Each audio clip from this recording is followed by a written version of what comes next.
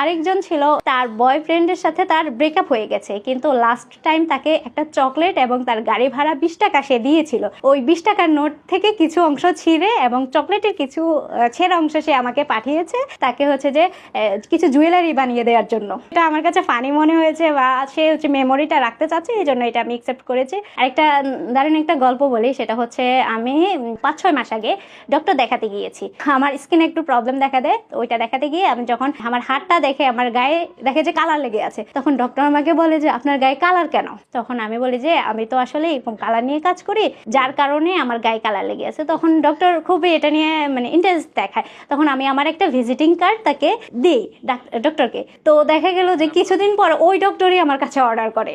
উনি আমার থেকে রেজিনের চুড়ি অর্ডার করে, তার বেবির জন্য হেয়ার ক্লিপ অর্ডার করে, আর হচ্ছে একটা ক্যানভাস অর্ডার করে। আমি যদি কাজ না করতাম এতদিন আমি বেঁচে থাকতাম কিনা আমি সেটাও জানি না, কারণ আমি কাজের মধ্যে আছি। এই যে আমাকে অনেকে প্রশ্ন করে যে একা একা সারাদিন আমি কি করি, আমি সময় কিভাবে কাটে। আসলে আমি সময় খুঁজে পাই না যে কিভাবে আমার একটু ফ্রি টাইম যে আমি থাকবো, ওইটা সময় থাকে না, কারণ আমার কাজ নিয়েই থাকতে হয়। অনেকে আছে না সারাক্ষণ কাজ করে বিরক্ত চলে আসে, কিন্তু আমার এই কাজে আমার কখনোই বিরক্ত আসে না, আমি প্রতিটা মুহূর্ত আমি এনজয় করি। তো আমার ইচ্ছে হচ্ছে আমাদের দেশ ছাড়াও আন্তর্জাতিক পর্যায়ে আমার কাজগুলো পৌঁছে যাবে, দেশের প্রতিটি জায়গায় আমার কাজ পৌঁছে যাবে। সবাই আমাকে না, আমার পেইন্ট ইউর ড্রিম উইথ মেহজাবিনকে চিনবে একমাত্র আমার কাজের মাধ্যমে। আমি একদিন লক্ষ্য করলাম যে আমার বেশিরভাগ ক্লায়েন্ট হচ্ছে মেয়ে। তখন আমার মাথায় আসলো মেয়েদের সব থেকে বেশি প্রয়োজন হচ্ছে ব্যাগটা। তখন আমি ব্যাগের দিকে ফোকাস করলাম। প্রথমে আমি শুরু করি টোট ব্যাগ নিয়ে, যে নর্মালি ভার্সিটিতে বা কলেজে যাওয়ার সময় মেয়েরা যেটা ব্যবহার করে। প্রথমে একটা টোট ব্যাগে আমি শুরু করি। তো দেখা যায় যে ওই টোট ব্যাগটা আমার অনেক দিন স্টকে ছিল, কিন্তু এটা সেল হয় না। তো আমি ওইটার বিভিন্নভাবে ভিডিও করে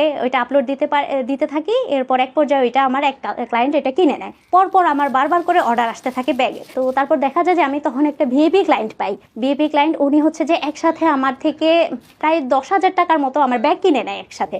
যা স্টকে ছিল সবই উনি কিনে নেয়। আপনারা একটা জিনিস দেখবেন যে আমার ব্যাগগুলো প্রতিটা ডিজাইন একটা থেকে একটা আলাদা, এবং এই ডিজাইনগুলো আপনারা অন্য কোথাও দেখতে পাবেন না। এর কারণ হচ্ছে এর ডিজাইনগুলো আমি রাস্তা দিয়ে হাঁটছি, দেখলাম যে গাঁদা ফুল ফুটে আছে, তখন আমার মাথায় ওই জিনিসটা ক্যাচ করলো যে গাঁদা ফুলটা আমি আঁকতে হবে।